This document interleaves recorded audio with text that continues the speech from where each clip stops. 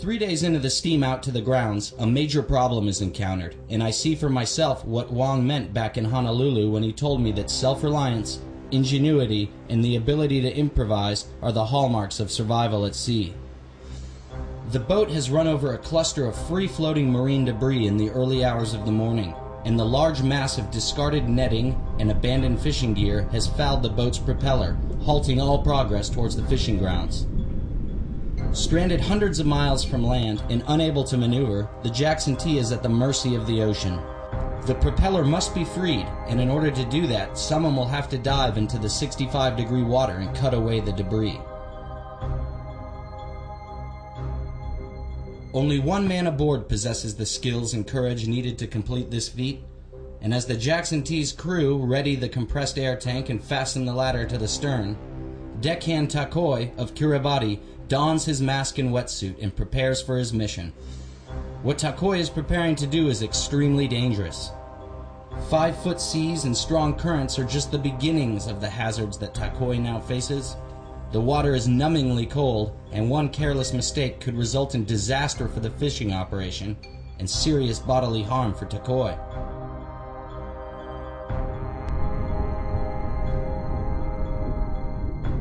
Carefully diving to avoid the crushing force of the boat's hull, Takoi latches himself to the propeller structure underwater and begins cutting with the knife tied to his wrist.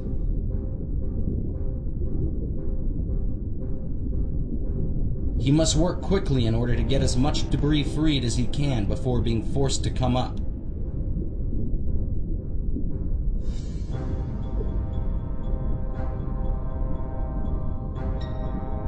After 15 minutes of brain-freezing work under the boat, Takoi resurfaces. He is despondent from the cold and must warm himself in the boat's engine room for several minutes before he can even report on progress.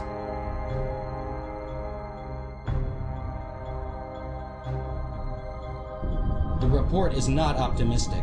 Debris remains tightly wound around the boat's shaft connecting the propeller to the engine and will require at least one more dive to fix. With the conditions worsening and the water as cold as it is, time is of the essence. Using my underwater camera equipment, however, Takoi, Captain Wang, and I are able to work together to formulate a strategy for removing what remains of the gear. As the boat continues to drift in the swells, Takoi gears up for what we all hope will be his final dive. Captain Wang and the entire crew hold their breath as Takoi disappears once more. No one is making money right now, and unless the problem is resolved, the trip will end early and unsuccessfully.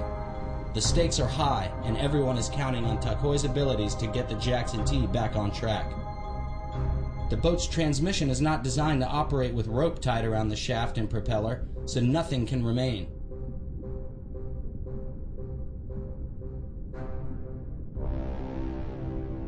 With the debris cut away, Takoi signals to the crew above, who pull it to the surface.